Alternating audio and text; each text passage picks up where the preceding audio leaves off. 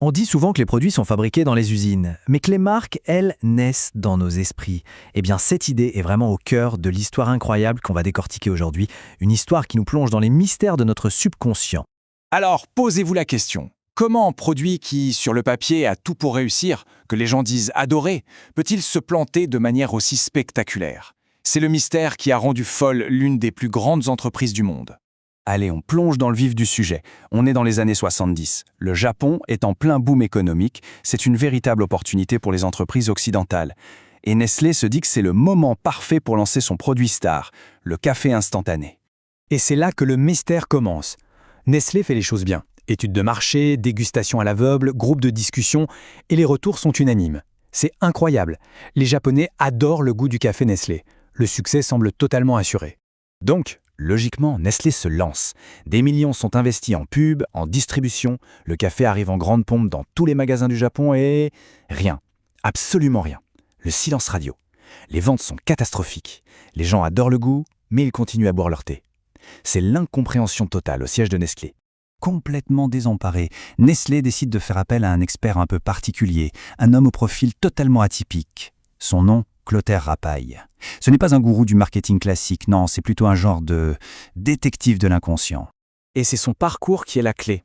Rapaille n'a pas fait d'école de commerce. C'est un psychiatre pour enfants et il a passé une bonne partie de sa carrière à travailler avec des enfants autistes. Cette expérience l'a amené à une conviction très forte.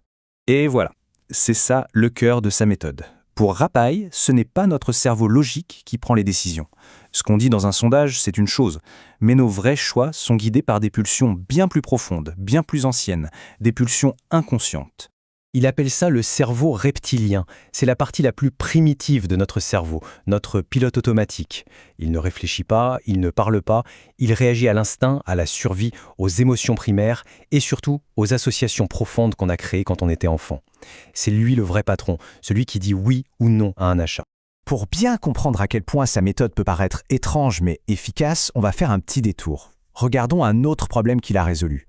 Une histoire qui, à première vue, n'a ni queue ni tête. L'entreprise Jeep est en crise. Ces nouveaux modèles avec des phares carrés ne se vendent pas. Personne ne comprend pourquoi. Rapaille mène son enquête et il revient avec un conseil complètement fou. Remettez les phares ronds. Pourquoi? Parce qu'il a découvert que dans l'inconscient américain, la Jeep, ce n'est pas une voiture. C'est un cheval. C'est le symbole de la conquête de l'Ouest, de la liberté. Et un cheval, ça a les yeux ronds. Les phares carrés, ça cassait complètement ce lien symbolique. Jeep, un peu sceptique, suit quand même son conseil, ils remettent les phares ronds. Et là, les ventes explosent. C'est la preuve par l'exemple de sa théorie. Ce qui compte, ce n'est pas ce que les gens disent, mais ce que les symboles représentent pour leur cerveau reptilien. Bon, maintenant qu'on a ça en tête, retournons au Japon et à notre café Nestlé. Rapaille applique exactement la même méthode. Il ne demande pas aux gens « aimez-vous le café ?» Non. Il cherche à comprendre pourquoi leur cerveau reptilien lui dit non. Et sa découverte est à la fois simple et dévastatrice. Le café n'existe tout simplement pas dans l'enfance japonaise. Au Japon, l'enfance, c'est l'odeur du thé à la maison. C'est voir ses parents et grands-parents en boire. Ce sont les gâteaux et les bonbons au thé. Le thé, c'est la famille, le réconfort, la tradition. Et le café, là-dedans? Eh bien, c'est un étranger. Il n'a aucune racine émotionnelle. Et voilà, on l'a notre réponse. Le problème n'a jamais été le goût. Le problème, c'était l'absence totale de connexion culturelle profonde. Le cerveau reptilien des Japonais n'avait pas ce qu'on appelle une empreinte pour le café. En gros, pas de premier souvenir, pas de première émotion positive associée. Alors même si le cerveau logique disait « c'est bon », le cerveau reptilien lui murmurait « je ne connais pas, ce n'est pas pour moi ». Alors, que faire? Lancer une nouvelle pub? Baisser les prix? Non. La solution de Rapaille était bien plus ambitieuse. C'était une stratégie sur le très très long terme. Voilà le coup de génie. Il a dit à Nestlé « si l'empreinte n'existe pas, il faut la créer ». Et comment crée-t-on une première association positive chez un être humain? Dès l'enfance, avec des sucreries. La recommandation était donc de lancer des bonbons au café pour les enfants. Et ce plan, c'était un marathon, pas un sprint. Ça s'est déroulé sur des décennies. D'abord, dans les années 70 et 80, toute une génération d'enfants japonais a grandi en associant le goût du café au plaisir des bonbons. Puis, devenus ados, ils ont découvert des boissons au café, froides et très sucrées. Jeunes adultes, ils sont passés au latte et cappuccino.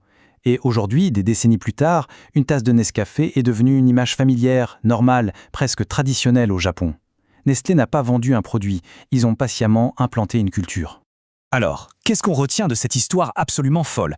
Eh bien, la leçon va bien au-delà du café. Elle touche au cœur même de ce qu'est une marque. On revient à notre phrase de départ. Mais maintenant, elle résonne différemment, n'est-ce pas?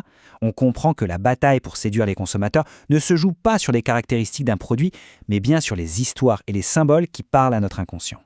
Le succès de Jeep avec ses phares ronds ou celui de Nestlé avec ses bonbons au café nous raconte la même chose. Le marketing le plus puissant, c'est celui qui arrive à parler directement à notre cerveau reptilien. Il s'agit de décoder les mythes, les archétypes et les émotions profondes qui guident nos choix, bien avant qu'on en ait conscience. Et ça nous amène à une dernière réflexion. Au fond, qu'il s'agisse de notre voiture, de notre café ou de n'importe quel autre choix de consommation, quelles sont ces histoires inconscientes, ces empreintes invisibles qui chaque jour dictent nos préférences sans même qu'on s'en rende compte? Voilà une question qui vaut le coup d'être posée.